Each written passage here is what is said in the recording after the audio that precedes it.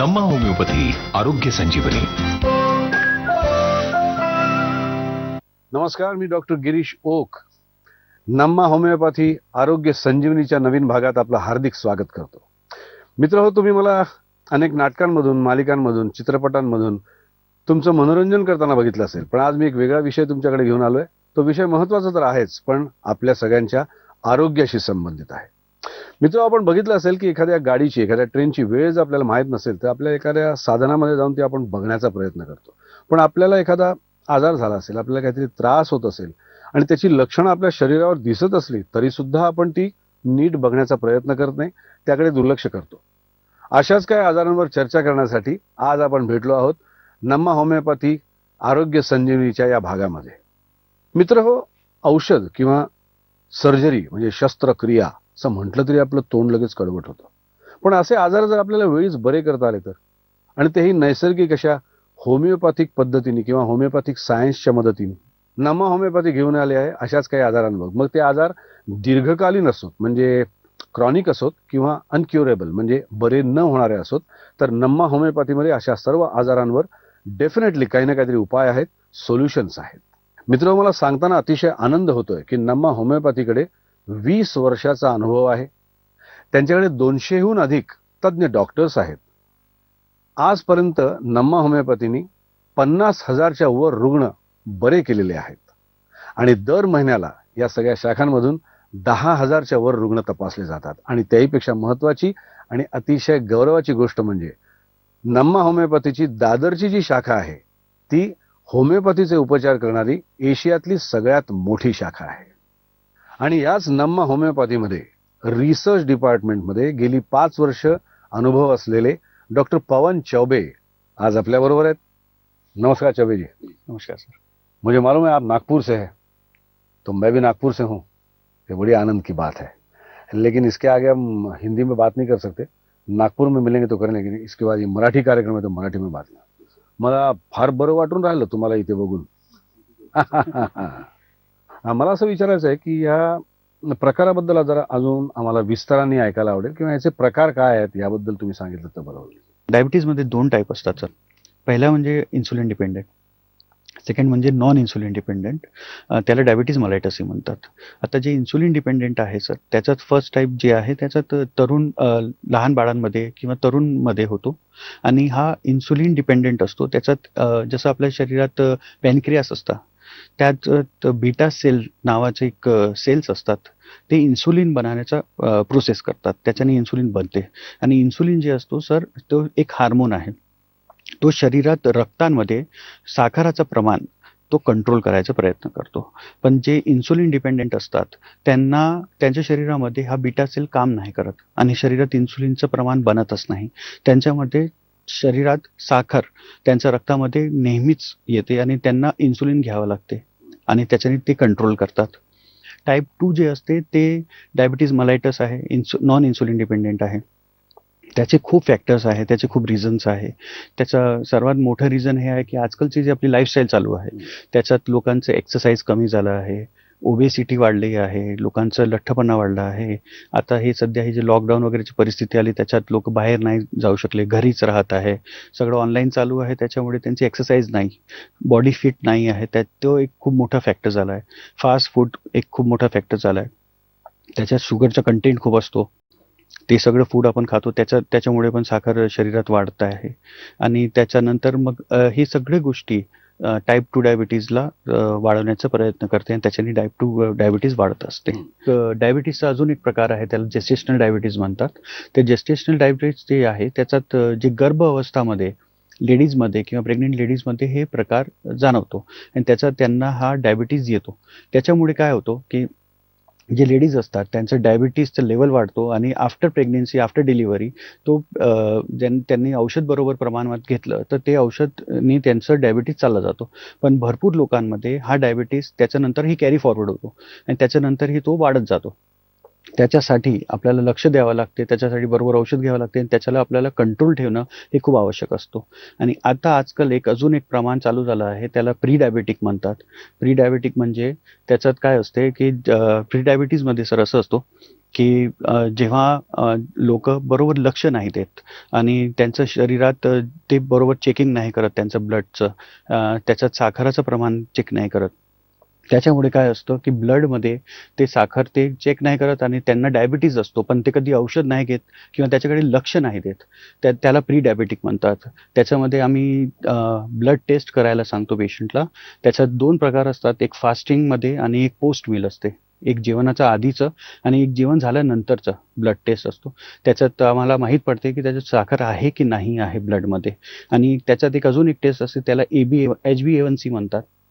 त्या HbA1c मध्ये आम्हाला माहीत पडते की मोर दॅन 6 त्याची रीडिंग आली तर आम्ही त्याला डायबेटिक म्हणून त्याला कन्सिडर करतो आणि हे स्टेज तशी आम्ही त्याला औषध देऊन त्याला कंट्रोल करायचा प्रयत्न करतो. डॉक्टर धन्यवाद. या गोड रोगाबद्दल खूप कटू सत्य तुम्ही आम्हाला खूप छान गोड प्रकारे समजावून सांगितले. तुम्ही दिसताय गोड आहात, त्यामुळे ते अधिक गोड वाटलं आम्हाला ऐकताना. तर मी प्रेक्षकांना असं आवाहन करतो की तुम्हाला या रोगाबद्दल किंवा इतरही कुठल्याही गोष्टीबद्दल तुम्हाला शंका असतील, काही उपचार करून घ्यायचे असतील, तर या स्क्रीनवर जे नंबर्स आहेत तिथे तुम्ही फोन करू शकता आणि तुमच्या शंकांचं निरसन करू शकता. डॉक्टर, या कार्यक्रमामध्ये आपण काही फोन कॉल्स घेत असतो. तिथे आपल्याला ते प्रश्न विचारतात, त्यांना उत्तर देत असतो. तर एक हे बीडचे गृहस्थ आहेत, यांचं नाव आहे मला वाटतं रमेश शिंदे. ते तुम्हाला काही विचारू इच्छितात. डॉक्टर, मला 10 वर्षापासून डायबिटीस आहे. शुगर 300च्या वरती गेलेली आहे, ती खाली येत नाही. मला डॉक्टरने सांगितलंय काही दिवसात इन्शुलिन चालू करायला लागेल. मला एका मित्राने सांगितलं होमिओपॅथी डॉक्टरकडे जाऊन बघ एकदा. तर काय करायला पाहिजे? बरोबर आहे सर. नमस्कार सर. तुम्हाला डायबिटीज आहे सर, तुम्ही त्याच्यासाठी खूप औषध घेत आहे. तर पहिली गोष्ट टेन्शन घेऊ नका याच्यासाठी. तुमचे जे औषध चालू आहे त्याला चालू ठेवायचं आहे. त्याच्यासोबत तुम्हाला होमिओपॅथिक मेडिसिन पण चालू ठेवावं लागेल. याच्यामध्ये तुम्हाला जे एक्सरसाइज आणि आपण जे रिस्ट्रिक्शन सांगू, जेवणमध्ये काय घेतलं पाहिजे, काय नाही घेतलं पाहिजे, ते सगळं तुम्हाला फॉलो करावं लागेल. याच्यासोबत तुम्हाला आमचं होमिओपॅथिकचं ट्रीटमेंट चालू करावं लागेल, नम्मा होमिओपॅथीचं. एकदा तुम्ही चालू केलं त्याच्यानंतर आम्ही तुम्हाला नक्कीच याच्यासाठी हेल्प करू की तुम्हाला तुमचं औषध पण कमी झालं पाहिजे. याच्यासोबत तुम्हाला इन्सुलिन पर्यंत नाही गेलं पाहिजे तुमचं ब्लड शुगर, आणि आम्ही त्याला कंट्रोल करायचा प्रयत्न करू. याच्यासाठी आम्ही तुम्हाला नक्कीच हेल्प करू. तुम्हाला जे स्क्रीनवर तुम्हाला जे नंबर दिसत आहे सर, त्याच्यावर तुम्ही कॉल करून तुमच्या जवळचं जे आमचं नम्मा होमिओपॅथीची ब्रांच आहे त्याची माहिती घेऊ शकतात आणि तिकडे जाऊन तुम्ही व्हिजिट करून आमच्या नम्मा होमिओपॅथीचं मेडिसिन स्टार्ट करू शकता. तर मी तुम्हाला ॲडवाईस करेल की तुम्ही लवकरात लवकर आमच्या नम्मा होमिओपॅथीच्या ब्रांचमध्ये व्हिजिट करा आणि आमचं औषध स्टार्ट करून तुमचं मधुमेहाला कंट्रोल करायसाठी आमच्याकडून हेल्प घेऊन घ्या. धन्यवाद डॉक्टर.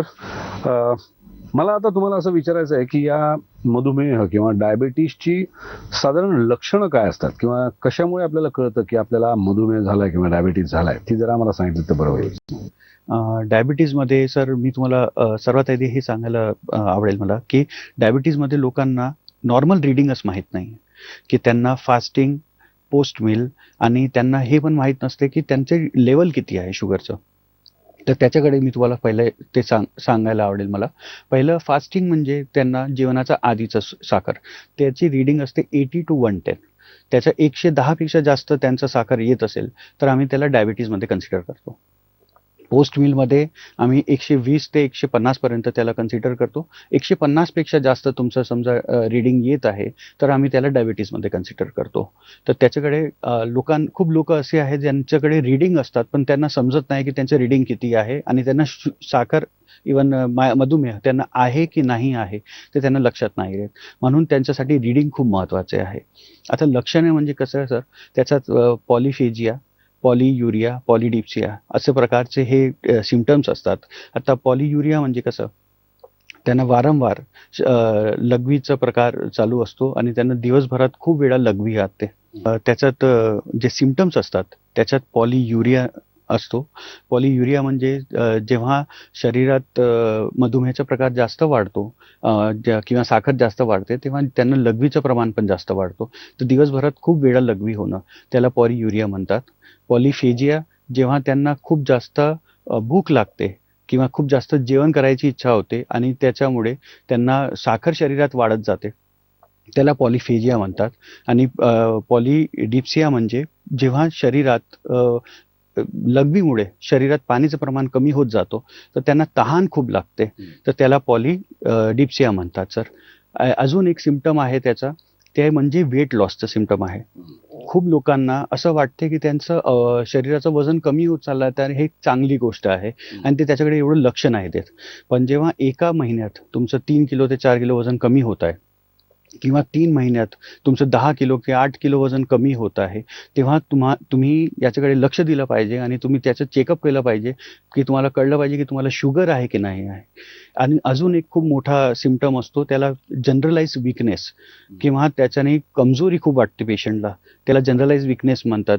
काय असते, जेव्हा शरीरात ग्लुकोज जे असतो, हा एक एनर्जीचा सोर्स आहे. इन्सुलिनमुळे शरीरात इन्सुलिनमुळे काय असतं सर, जे ग्लुकोज असतो तो एक एनर्जीच प्रदान करतो प्रत्येक सेलमध्ये आणि इन्सुलिन त्याला हेल्प करते पूर्ण शरीरात त्याचे एनर्जी आली पाहिजे त्याच्यासाठी. पण जेव्हा इन्सुलिन प्रॉपरली वर्क नाही करत आहे तर शरीरात एनर्जी येणार नाही आणि जेव्हा एनर्जी येत नाही तेव्हा आपोआप तुमच्या शरीरामध्ये विकनेस येणं चालू होऊन जातो आणि शरीरात जे रक्त असतो त्याच्यात साखरचं प्रमाण दिसणं चालू होऊन जातो आणि त्याच्यामुळे मधुमेहाचे ते इफेक्ट दिसणं आपल्याला चालू होऊन जातो. म्हणून जे पेशंट असतात त्यांना थोडंसंही काम केलं किंवा थोडंसंही त्यांनी एक्झर्शन केलं तर त्यांना लवकरात लवकर त्यांना विकनेस किंवा त्यांना थकवा येणं चालू होऊन जातं. धन्यवाद डॉक्टर. आता मला तुमच्याकडनं अशी थोडीशी माहिती हवी आहे की ह्या डायबिटीजकडे, मधुमेहाकडे जर दुर्लक्ष झालं, तो तपासला गेला नाही, तर काय काय त्रास पुढे होऊ शकतो आणि साधारण केव्हा केव्हा त्यांनी ते तपासावं किंवा कशा प्रकारे तपासावं याबद्दल तुम्ही जरा नीट आम्हाला सविस्तर सांगितलं तर बरं पडेल. डायबिटीसकडे खूप लोक दुर्लक्ष देतात किंवा त्याच्याकडे ते लक्ष नाही देत आणि त्याचे रीडिंग्स ते बरोबर बघत नाही आणि स्वतःला डायबिटिक फ्री समजतात लोक विदाऊट टेस्टिंग. तर त्याच्यामुळे मी लोकांना हे ॲडवाईस करेल की त्यांनी प्रत्येक 3 महिन्यात एकदा तरी ब्लड चेकअप केलं पाहिजे, ब्लड टेस्ट केला पाहिजे. फास्टिंग, पोस्ट मील, HbA1c हे तिन्ही टेस्ट त्यांनी केलं पाहिजे. त्याने आपल्याला एक प्रॉपर रीडिंग माहीत पडते की त्यांना डायबिटीज आहे की नाही आहे. खूप लोक असे असतात जे डायबिटीसकडे लक्ष नाही देत, प्रॉपरली मेडिसिन नाही घेत आणि त्यांच्यामुळे ते खूप कॉम्प्लिकेशन्स त्यांना येतात. त्याचे खूप प्रकारच आहे. पहिलं म्हणजे त्याच्यात डायबिटिक रेटिनोपॅथी म्हणतात त्याला. रेटिनोपॅथी म्हणजे जे डोळ्यात त्यांना इफेक्ट जाणवणं चालू होतो, डोळ्यात डोळ्याचं विजन त्यांना कमी होते, त्याच्याने त्यांना दिसणं कमी होऊन जाते. त्याच्यासोबत त्यांना खूप अर्ली एजमध्ये खूप लवकरात त्यांना कॅटरॅक्ट येणं चालू होऊन जातो. कॅटरॅक्ट म्हणजे मोतियाबिंद चालू होऊन जातो. त्यांना विजन कमी होणं चालू होऊन जातो आणि त्याच्यामुळे त्यांना डायबिटिक रेटिनोपॅथी होतो. त्याच्यानंतर एक सेकंड अजून एक कॉम्प्लिकेशन आहे, त्याला डायबिटिक न्यूरोपॅथी म्हणतात.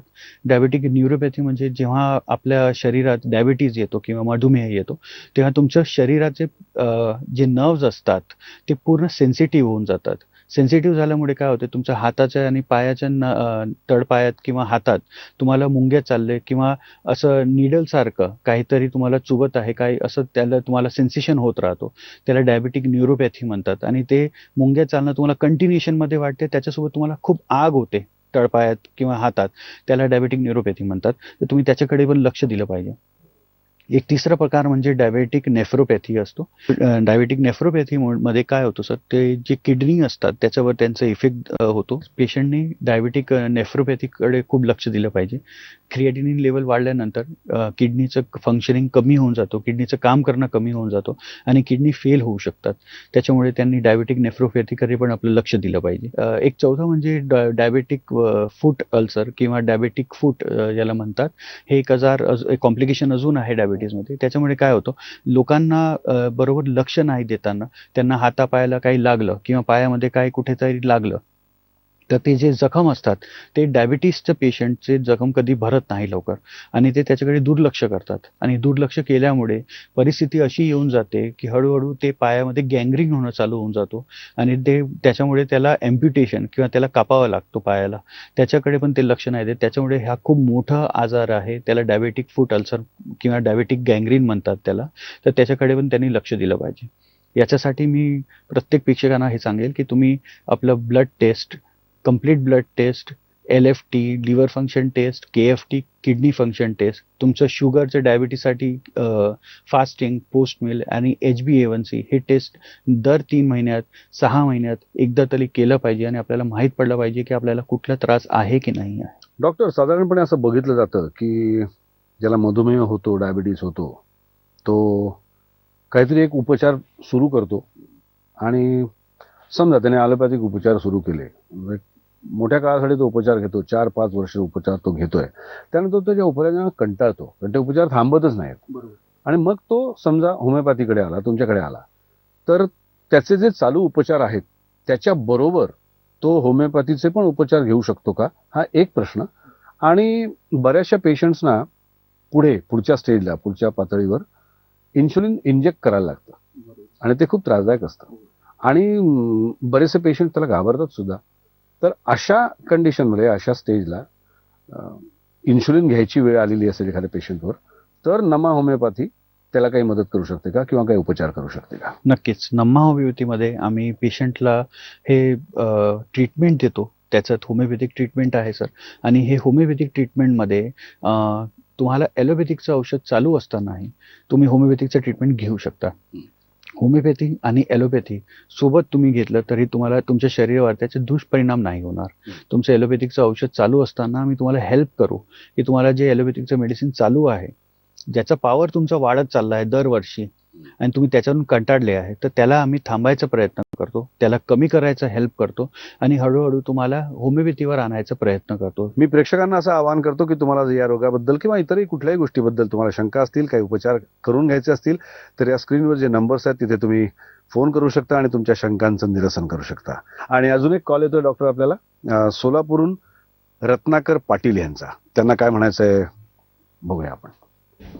नमस्कार डॉक्टर साहेब, माझं वय 60 आहे. मला गेली अनेक वर्ष डायबिटीस आहे. किडनीचा पण त्रास चालू झालेला आहे आणि गेल्या 1-2 महिन्यापासून पायाला जखमा झाल्यात, त्या बऱ्या होत नाहीयेत. त्याच्यामध्ये पस निघतो खूप आणि ते बरंच होत नाहीये. तर आता काय करावं? नमस्कार सर. तुम्हाला जे त्रास होत आहे सर, तो मधुमेहामध्ये त्याला कॉम्प्लिकेशन्स म्हणतात. जे तुम्हाला किडनीमध्ये जे प्रॉब्लेम होत आहे त्याला डायबेटिक नेफ्रोपॅथी म्हणतात सर. त्याच्यामुळे काय होऊ शकते, जर तुमच्या शरीरात क्रिएटिनिनचं लेवल वाढलं सर रक्तात, तर तुमचे किडनी फेल होतील आणि ते किडनीमध्ये जे काम करण्याची त्यांची जे काम करत आहे ते सगळं थांबून जाईल आणि त्याच्यामुळे किडनी फेल होतील सर. त्याच्यामुळे तुम्ही त्याच्याकडे लक्ष दिलं पाहिजे. आणि जे पायात जे तुम्हाला पस होण्याचे चान्सेस होत आहे किंवा पस निघत आहे तुम्हाला, ते म्हणजे तुम्हाला काहीतरी जखम झाला असेल आणि तो भरलं नसेल. आणि मधुमेहामध्ये सर कुठल्याही पायातला किंवा हाताला लागलेला जखम लवकर भरत नाही आणि ते गँग्रीनमध्ये जातो. तर त्याच्यासाठी तुम्ही औषध घेतलं पाहिजे. तर मी तुम्हाला हेच ॲडवाईस करेल की तुम्ही लवकरात लवकर तुमच्या जवळचं नमा होमिओपॅथीचं ब्रांचमध्ये जाऊन तिकडे व्हिजिट करा आणि आपले हे कॉम्प्लिकेशनपासून आपल्याला वाचवायचा प्रयत्न करा. आम्ही तुम्हाला नक्कीच त्याच्यासाठी हेल्प करू. तुम्ही लवकरात लवकर आमच्या ब्रांचमध्ये व्हिजिट करा आणि सेवेचा लाभ घ्या. धन्यवाद पाटील साहेब. आता एक शेवटचा प्रश्न मी तुम्हाला विचारतो, जो प्रश्न खरंच खूप महत्वाचा आहे. खरं तर म्हणजे नमा होमिओपॅथीच्या दृष्टीने खूप महत्वाचा आहे की तुम्ही नमा होमिओपॅथीमध्ये डायबिटीजवर किंवा मधुमेहावर काय ट्रीटमेंट करता आणि ती कशी वेगळी आहे किंवा काय विशेष आहे त्याच्यामध्ये किंवा त्याच्यात काय खास आहे इतर ट्रीटमेंटपेक्षा, ते आम्हाला जाणून घ्यायला आवडेल. नमा होमिओपॅथीमध्ये सर गेल्या 10 वर्षापासून डायबिटीजवर रिसर्च करत आहे आम्ही. त्या 10 वर्षापासून आम्ही होमिओपॅथिक मेडिसिन डायबिटीजच्या पेशंटला कसं द्यायचं आणि त्यांना कसं त्याच्यापासून त्याला आराम दिला पाहिजे त्याचा प्रयत्न करत आहे. गेल्या 2 वर्षापासून जे आपण कोरोनाची परिस्थिती बघत आहे, कोरोनामुळे पॅन्डेमिक आला आहे, त्याच्यामुळे जे त्रास होत आहे त्याच्यामुळे आम्ही त्याच्यावर रिसर्च करून गेल्या 2 वर्षापासून आम्ही एक न्यू फॉर्म्युला तयार केलेला आहे आणि त्याप्रमाणे आम्ही त्याच्यावर मेडिसिन देतो. तो न्यू फॉर्म्युला म्हणजे immunogenic miasmatic 6th generation homeopathic medicine. आता immunogenic miasmatic 6th generation homeopathic medicine म्हणजे काय, की इम्युनोजेनिक म्हणजे सर इम्युनिटी. आज जसं लोकांना सर्वांना गेले 2 वर्षापासून लक्षात येत आहे की इम्युनिटी किती महत्त्वाची आहे. पण होमिओपॅथीमध्ये गेले 200 वर्षापासून आम्ही होमिओपॅथिक मेडिसिन इम्युनिटीवरच देत आहे आणि पेशंटची इम्युनिटी बरी करायचे प्रयत्न करत आहे. तर त्याच्यासाठी जे होमिओपॅथिक मेडिसिन्स आहे सर, ते इम्युनिटी वाढवते. पेशंटची इम्युनिटी वाढली तर आपोआप तुमच्या शरीरामध्ये जे रोगप्रतिकारक शक्ती असते ते वाढते आणि ते आपल्या शरीरामध्ये कुठल्याही प्रकारचा त्रास आला तर त्याला काढायचा प्रयत्न करते. त्याच्यासाठी इम्युनिटी खूप महत्त्वाची आहे आणि हे महत्त्व आम्ही होमिओपॅथिक मेडिसिनमध्ये देतो. आता इम्युनोजेनिक म्हणजे जेनेटिक मेडिसिन्स. आता जेनेटिक मेडिसिन्स जे असतात ते कॉन्स्टिट्यूशनल मेडिसिन्स असतात. कॉन्स्टिट्यूशनल मेडिसिन म्हणजे कसं आहे, कुठल्याही एका आजारासाठी प्रत्येक 10 किंवा 100 प्रकारचे लोक आहेत त्यांना एकच औषध नाही देता येत. आम्ही इंडिव्हिज्युअलायझेशन घेतो. त्याच्यासाठी प्रत्येक पेशंट, एक पेशंट दुसऱ्या पेशंटपासून वेगळं असतो. ते दिसायलाही वेगळं असतो. त्याच्या शरीराची रचना वेगळी असते. त्याप्रमाणे आम्ही त्यांना कॉन्स्टिट्यूशनल मेडिसिन देतो. एक केस स्टडी करतो. केस स्टडी झाल्यावर आम्ही त्यांना मेडिसिन देतो आणि ते इम्युनोजेनिक मेडिसिन्स असतात. त्यांच्या इम्युनिटीवर, त्यांच्या जेनेटिकवर काम करणारी मेडिसिन्स असते. आता इम्युनोजेनिक मायझमॅटिक म्हणजे काय? मायझमॅटिक म्हणजे सर जे कॉजेशन ऑफ द डिसीज, तुमच्या शरीराचा जे त्रास आला आहे ते का आला आहे, त्याचं काय कारण आहे, त्याच्याकडे आपण लक्ष देतो आणि ते कारणमुळे आम्ही त्याचं कारण काढायचा प्रयत्न करतो. जर आपण कारण काढलं तर आपोआप आपल्या शरीरामधून जे त्रास आहे तो निघून जाईल आणि आपलं शरीर स्वस्थ होईल. तर इम्युनोजेनिक मायझमॅटिक 6th जनरेशन म्हणजे काय? 6th जनरेशन हे आहे सर की आता सध्याची जी परिस्थिती आहे या परिस्थितीमध्ये सगळं फास्ट पेस चालू आहे. या फास्ट पेसमध्ये आपल्याला त्रास जे होत आहे ते पण फास्ट पेस येत आहे. आधीच्या काळात डायबिटीज खूप लवकर आपल्या शरीरात येत नव्हतं, पण आता सध्या खूप लोक हेल्दी नाही आहे. बाहेरून हेल्दी दिसतात पण मेंटली किंवा फिजिकली त्यांच्या शरीरात आतमधून त्यांना वीकनेस आहे, त्यांना एक्सरसाइज नाही आहे, त्याच्यामुळे हे त्रास येत आहे. तर हा जे फास्ट पेस जनरेशन आहे त्या जनरेशनमध्ये आम्ही होमिओपॅथिक मेडिसिन देऊन त्यांचा त्रास कमी करायचा प्रयत्न करतो. आता 6th जनरेशन डिसीज आहे त्याच्यामुळे होमिओपॅथिक लोकांना असं वाटतं की खूप स्लो प्रोसेस असेल, आधीसारखं खूप स्लो वर्क करत असेल, पण आता जे मेडिसिन्स आमचे आहे immunogenic miasmatic 6th generation homeopathic medicine हे खूप फास्ट मेडिसिन्स आहे. हे खूप लवकर इफेक्ट करतात आणि खूप लॉंग स्टँडिंग इफेक्ट देतात. म्हणजे तुम्हाला जे त्रास आहे त्याला मुळातून काढायचा प्रयत्न आमच्याकडे नम्मा होमिओपॅथीमध्ये आम्ही करायचा प्रयत्न करतो. त्याच्यामुळे हे मेडिसिन्स खूप सेफ आहे. काही केमिकल नाही, कुठलंही स्टिरॉइड नाही. हे प्लांट बेस्ड मेडिसिन्स आहे. त्याच्यामुळे हे तुमच्या शरीरावर इफेक्ट पण चांगला करतील, फास्ट करतील आणि तुम्हाला जे त्रास आहे त्याच्यात ते पण तुमच्या शरीरातून काढायचा प्रयत्न करतील. आज इथेच थांबूया. पुन्हा भेटूया नवीन एखाद्या आजाराबद्दल माहिती घेण्याकरता. धन्यवाद. नम्मा होमिओपॅथी आरोग्य संजीवनी.